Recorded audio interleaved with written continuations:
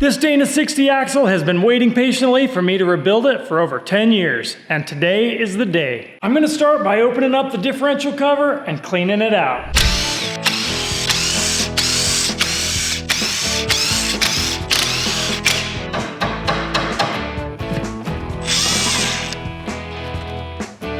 It looks pretty dry in there, like all of the fluid leaked out long ago.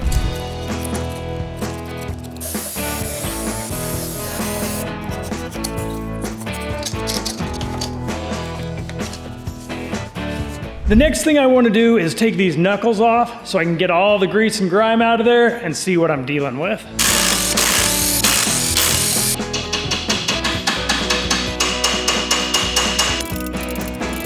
You can see a tiny little crack starting to open up here.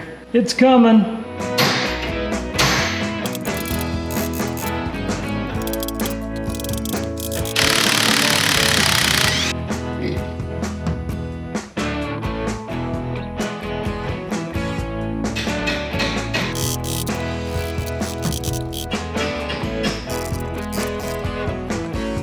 Aha, I got it. Still got some grease on it, that's good. All right, I got one knuckle off. Let's look at this and see what kind of shape it's in. There's a big nylon bushing here that rides on top of the cone, and I've heard these cones can be super hard to replace. I was hoping mine was gonna be okay, but it looks bad. I'm gonna have to get that out of there, but we'll work on that later. Right now, I'm just gonna keep cleaning things up.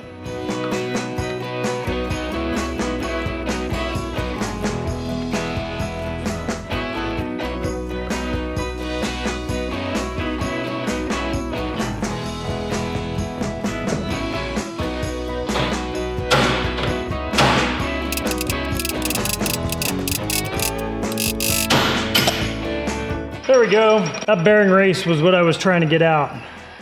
Okay, this side's all stripped down, except for this big kingpin here, which is gonna take a huge Allen wrench that I need to go buy. Right now, I'll go get the other side taken apart.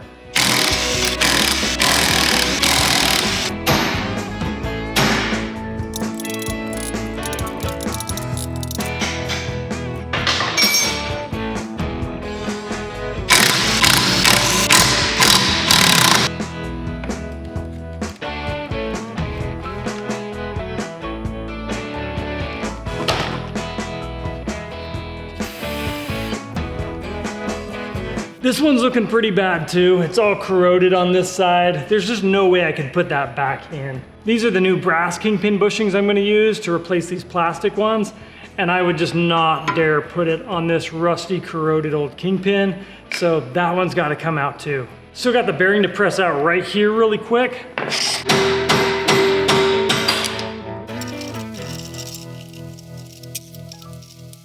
Now I've got this knuckle torn down, and next I'm gonna take out the differential. I wanna be able to clean out the axle tubes because they are just full of gunk.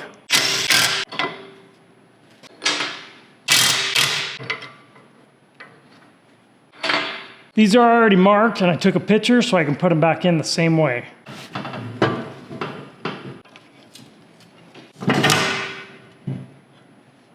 Got it. I don't know if the camera is showing way back in there, but these tubes are completely filled with old grease and dirt. And so that's what I gotta figure out, how to ram something down in there and clean it all out. I'll probably have to push it through to the middle. And that's why I needed the gears out of there so I could get all the gunk out.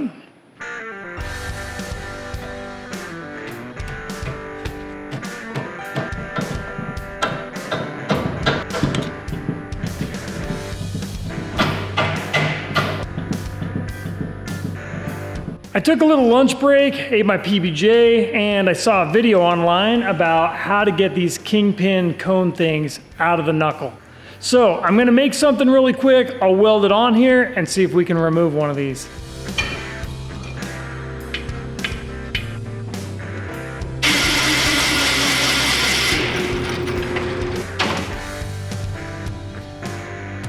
All right, here's the idea. I'm gonna weld this onto that kingpin cone thing and just start hammering on it and see if I can twist it loose. The heat from the welding should free it up, and with a few whacks of the hammer, it ought to come off. We'll see how it goes.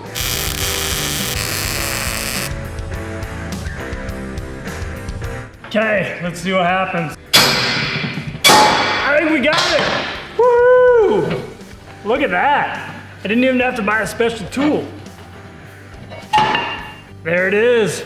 Hot diggity dog, check that out. I was really worried about that. I thought that was gonna be a nightmare, but that came right out. Okay, I'm gonna go drill another hole over here and we'll do the same thing on that side.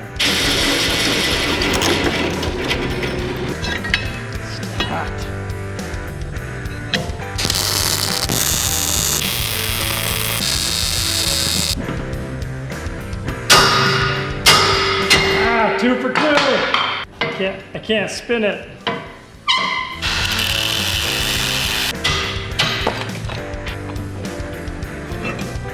Look at that. That is a great little trick. I will never fear doing this job again.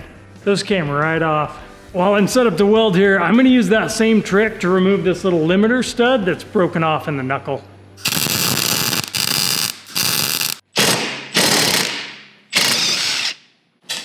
I've got 1 stud left in this knuckle, and then everything will be completely stripped down.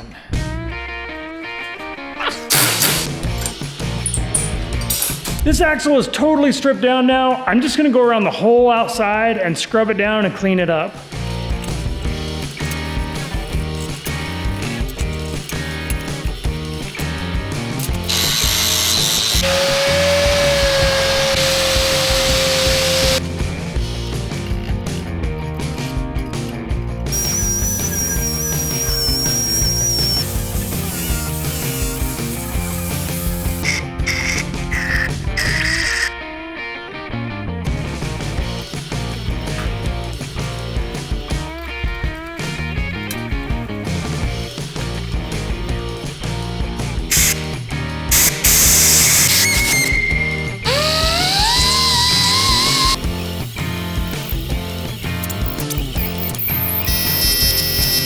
I've got the outside of this axle pretty well cleaned up, but I still need to clean inside these tubes.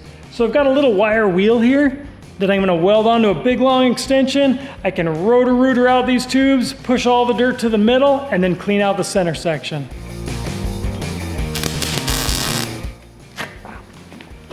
There's a hole in that finger.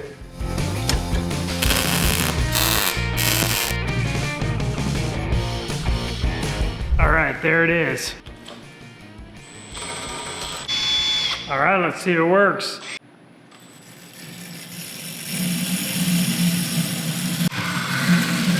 Oh, that got a lot of dirt.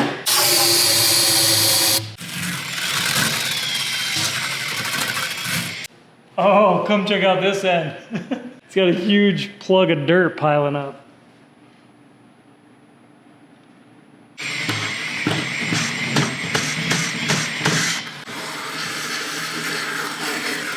All right, I'm gonna keep swabbing the barrel until it comes out clean.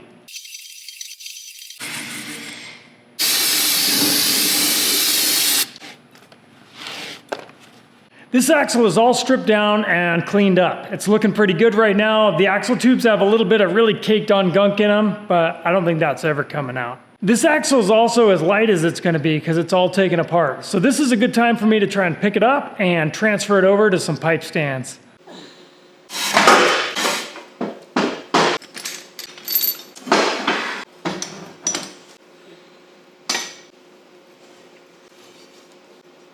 The next thing I want to do is weld these axle tubes. I don't want these tubes to spin in the housing, and this will add a lot of strength. I also can't put a truss on this axle.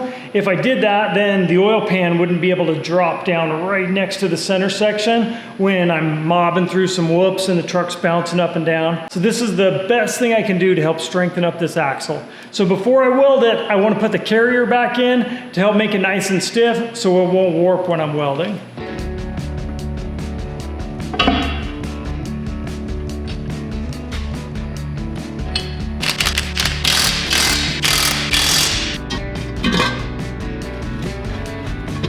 That cover will help keep some sparks out of there while I'm welding. I'm gonna get out my torch now and heat up this center section to 400 degrees before I weld it. And that's because the center section is cast iron, and those welds have a tendency to crack if you don't give it a pretty good preheat. So after I start welding, that should keep the temperature up. And we'll just hit both of these sides with 2 or 3 really good heavy beads. Okay, right now I'm showing 85 degrees. I'm gonna start heating this thing up and I wanna get to 400.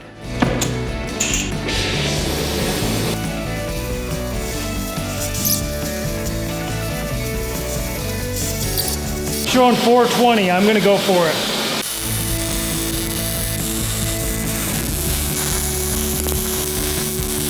That side went really good. I'm gonna do the exact same thing over here.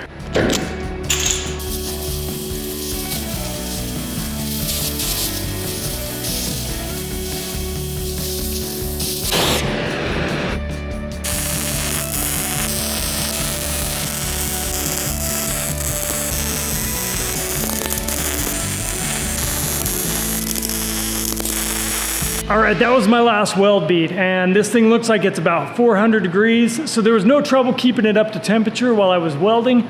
I'm just gonna let it sit and cool off slow. If I had a blanket, I would wrap it up to make it cool even slower, but I think it'll be just fine.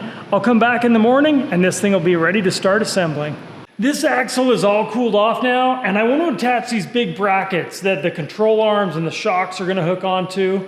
So I'm gonna start working on those. They're gonna take a little massaging and grinding, especially this side, because I've got these big weld beads in here now, right where it was gonna fit up against. I'll start doing that and see if I can get them in place.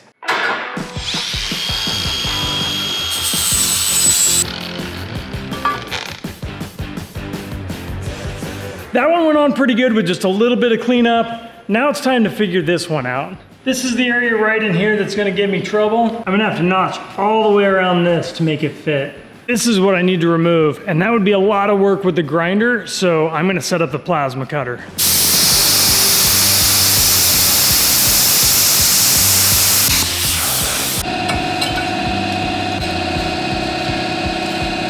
This bracket is getting a lot closer, but it needs a little bit more trimming before it's gonna drop down into place. I finished grinding on the bracket and I've got it bolted on here and it's fitting pretty good, but there's a little bit of a gap right here. Steven told me that these spring pads were machined at different heights on different axles, so it looks like I'm gonna need to build a little spacer to fit right in there.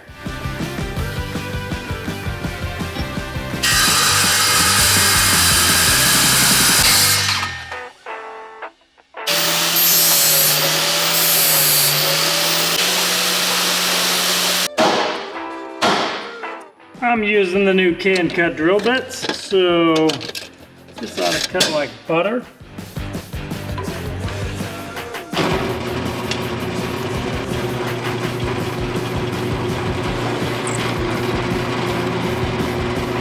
Those little step point drill bits from Can Cut are so good, but check this out. I got some huge ones too. We're gonna give this one a try.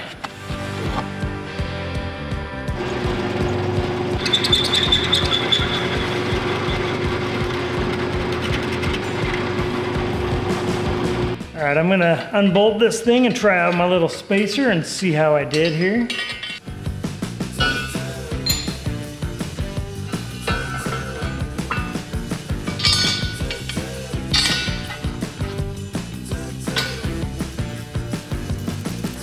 All right, there's where my spacer fits right there. And I was trying to decide if I should make a thinner one, like a 1/4 inch, but I like it. And I'm gonna make another one to go right down here, and then I can start welding everything together.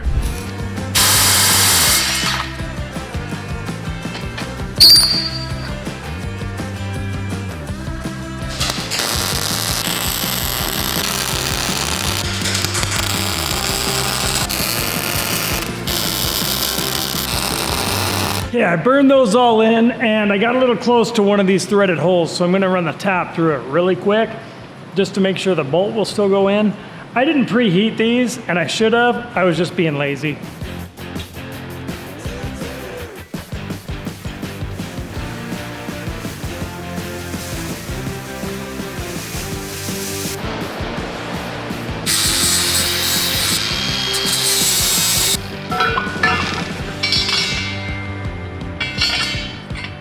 All right, it's time to lock that bracket into place.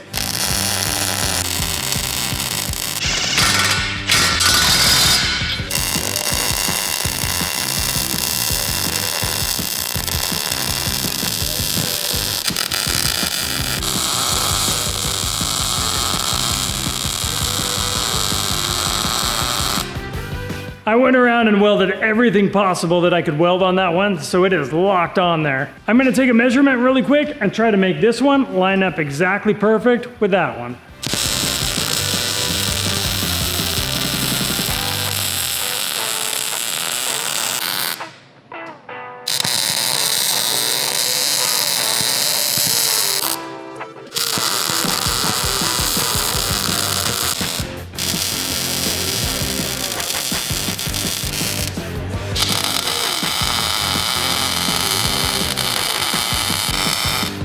There was a huge amount of welding to do on these, which is great because now they are rock solid.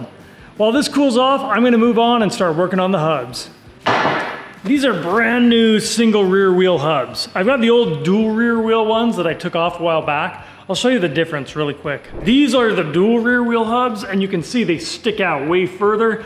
They were for dually wheels. They had dualies in the back, then they had the big offset wheels, and you could use the same wheels on the front and back. But I'm converting this to single rear wheel hubs.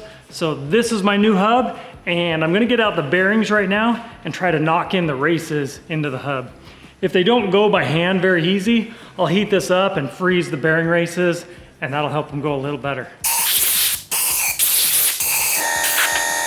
These right here are the bearings that I'm gonna use in the new wheel hubs. And I know they're not Timken bearings, but the Timken bearings were made in China, and these SKF bearings are made in China, so hopefully they live a long time. I've got some Timken seals for the backside, and they're made in Taiwan. I don't know where anything's made anymore. I've got this set of bearing race drivers. We'll try to find the right one. Oh, that's better.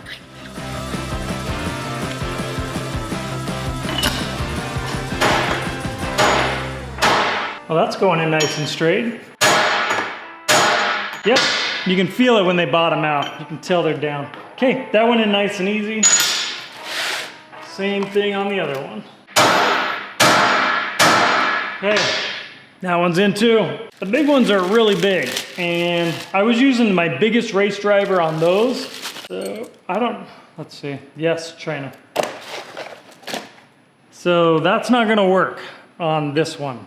So I've got to build something to drive these in.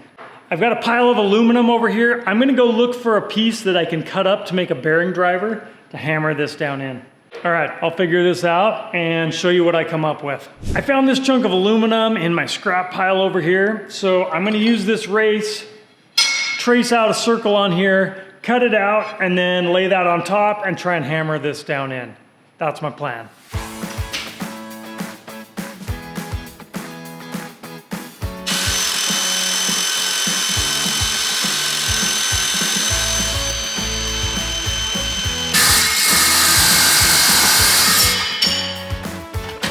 Getting close.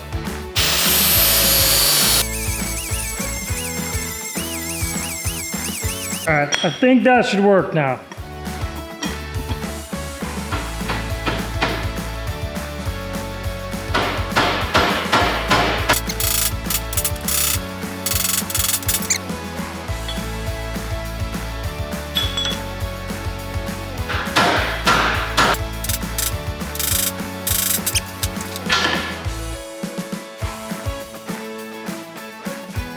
These are the original rotors that came on this truck.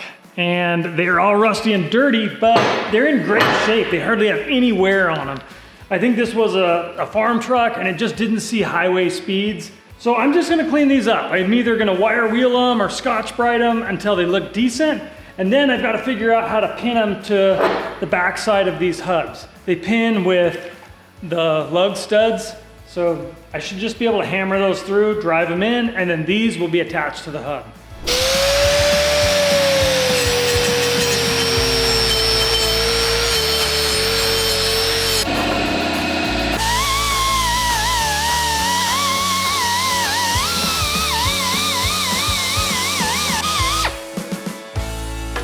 I know I should probably have these rotors turned down, but I think the brake pads will see just fine, so I'm gonna leave them alone. Next, I have to pin the rotors to the back of the hub.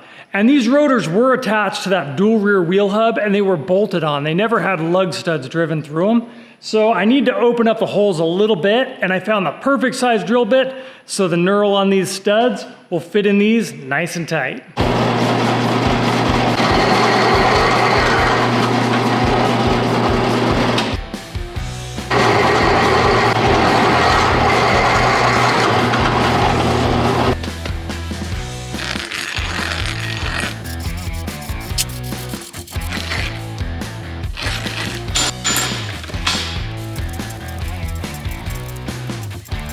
one of these things is not like the others, but I think they're all gonna work, so time to hammer these home.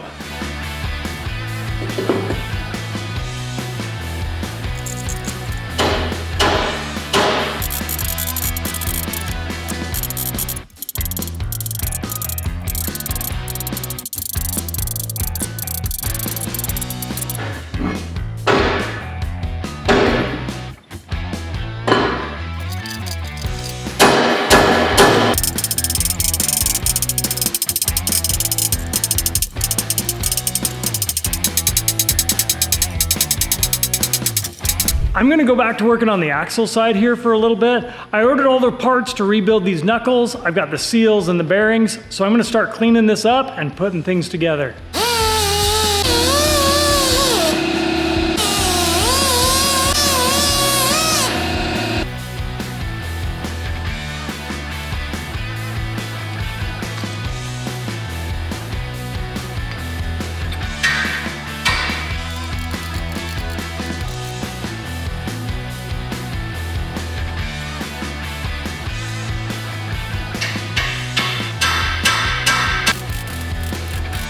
All right, the races are all hammered in. I like to put silicone on that little seal that goes on top of the race so water doesn't seep in there and destroy that whole bearing. I bought new kingpins for this axle. The old ones were bad and I destroyed them when I was taking them off. I welded on those things and hammered them off. So these new ones have a giant hex hole there to install them, and it takes 500 to 600 foot-pounds of torque to put these on. So I don't have a good way to measure that much torque. So I got this big Allen head driver so I can use an impact wrench to just hammer these on really hard, and it'll probably be close enough.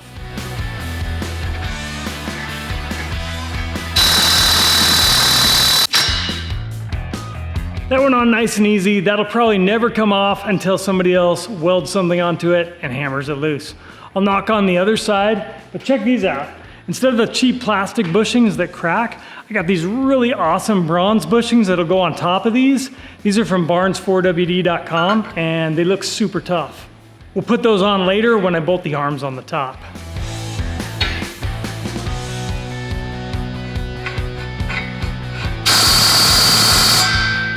I decided to flip this over and do a little bit more welding on the bottom side while I still can. As soon as I put on the outer knuckles, it gets really hard to start turning it over. Right in here.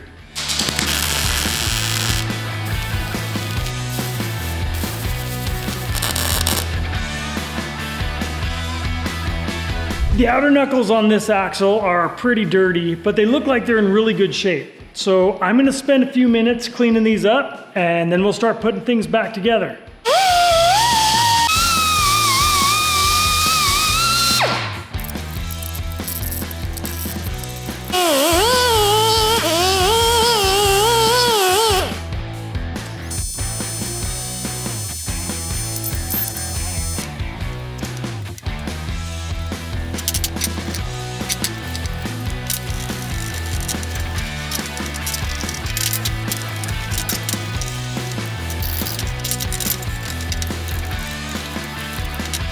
These things cleaned up really good, but it was a ton of work. So I've decided I'm gonna paint them so I won't have to do that again for a long time. I've got everything taped off down here. I'm gonna brush on a coat of this POR 15 really quick, then I'll let everything dry and we can get back to work installing these knuckles.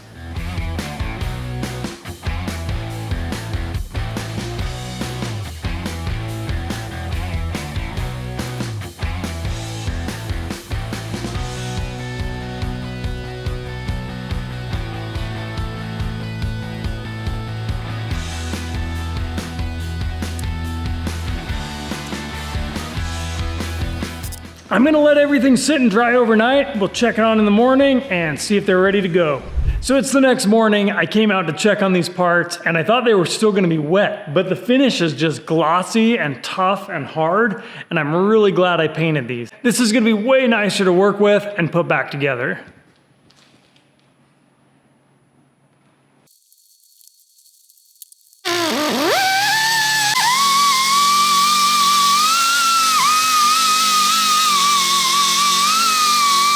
The knuckles are all cleaned up and they are ready to go back on the axle. I've got the axle flipped over right here, and I've got the bearings and seals ready to install in the lower side of the knuckle.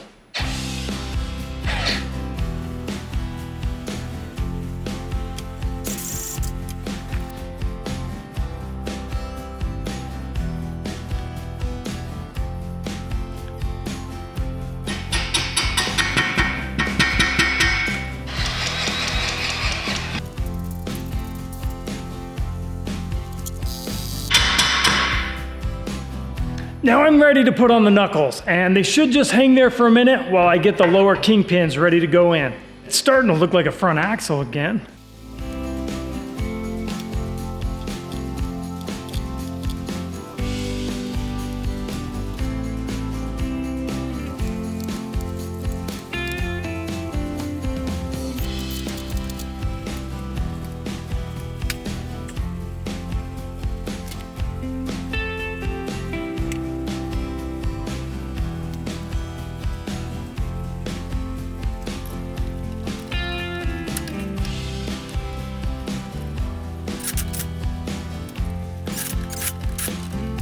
The first part that needs to go in is the big bronze barns bushing. I'm going to fill this pocket up with grease and drop these things in. There's also a little roll pin that has to be tapped in there. It lines up with a notch in the bushing and a slot inside the kingpin.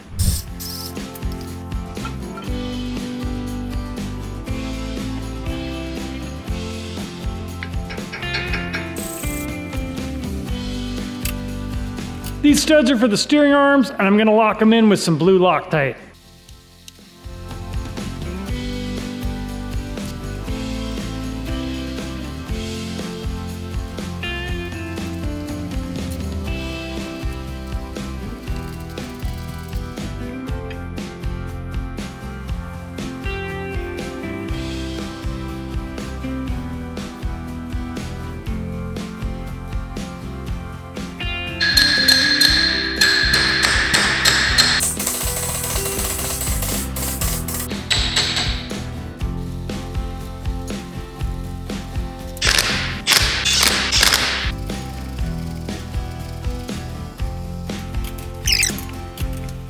With those torqued, now I can set the preload with this little adjuster right here.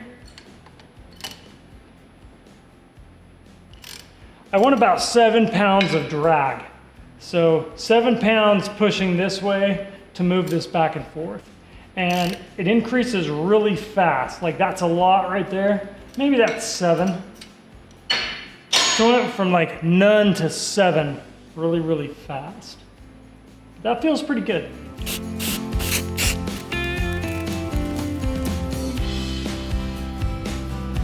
This side went together really good, so I'm going to do the exact same thing over here.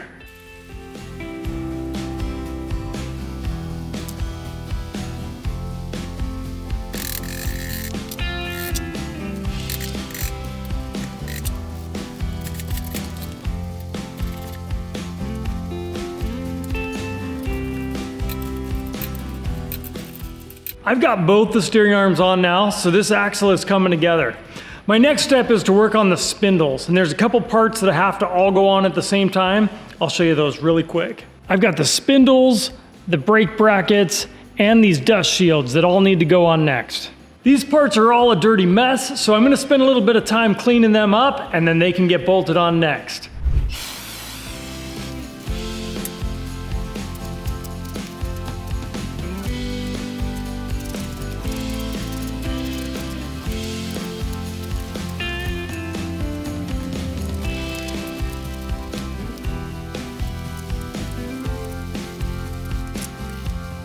These spindles have a bearing on the inside here. It doesn't have really high loads on it. It just kind of centers up the axle shaft inside the spindle. But you can see these are a mess. So I'm gonna knock them out of there and then tap in some new ones.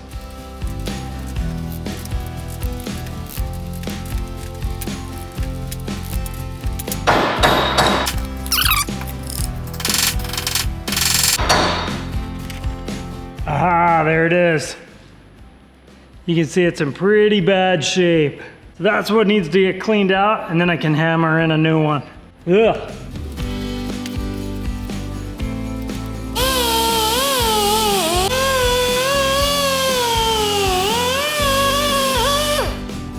getting better.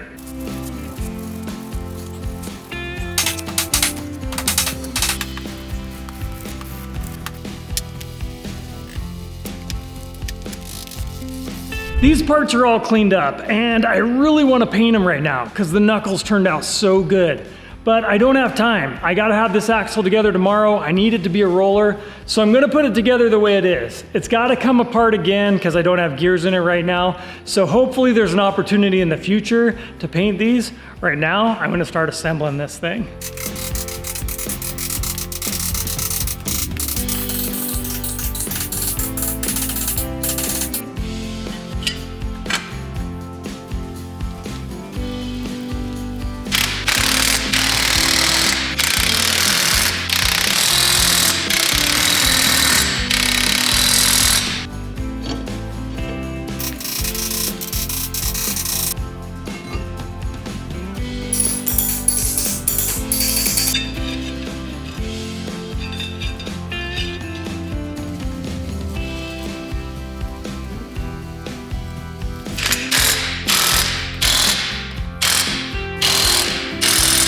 The last thing I've got to do to make this axle a roller is to get these hubs installed. So I'm going to grease up these bearings, put in some seals, then these will be ready to install.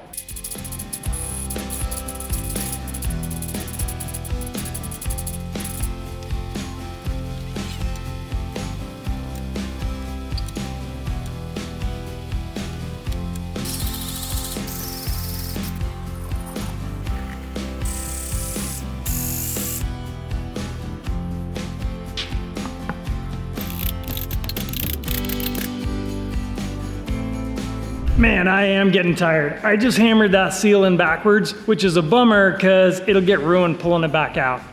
I'm gonna leave it for right now. Like I said, I just need this to be a roller, so that's gonna have to get fixed when this gets opened back up. I'll put this one in right.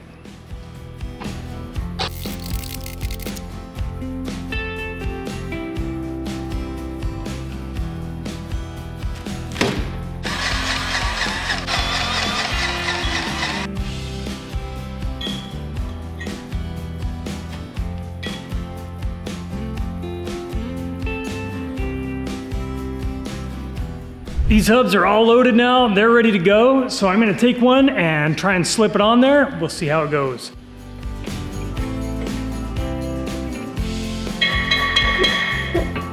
There we go. All right, that looks like it's gonna fit. It had me worried for a minute. All right, that one slipped right on. It's looking good in there. I've got a new set of bearing retainers. This is my favorite style with the little pin that you have to align with this thing with the holes in it. So I'm gonna set these up. I'm not gonna do them super tight right now because like I said, just a roller, it's gonna come back apart, but we'll get these locked down, spin them, make sure everything's good, and then we're done.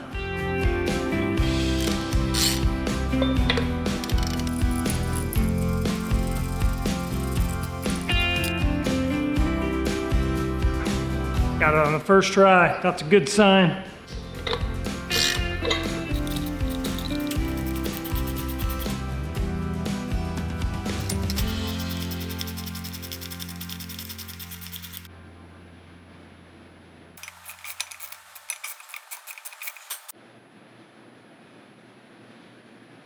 Because these rotors didn't actually come with this hub, I'm gonna test one of these brake calipers really quick just to make sure things are gonna line up. Oh yeah, that looks nice and even. I don't think I'm gonna have any trouble with these at all.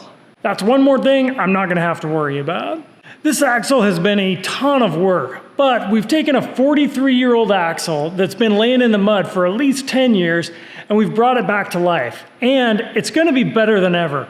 I'm really excited to get this under dig dug. I know it's got a ways to go. There's still more stuff to be done on it, but right now I can put tires on it, roll it under the truck, and start figuring out the suspension. And that's where I needed it to be. It's time for me to go to bed now. I'll get back on this early in the morning. Thanks for watching.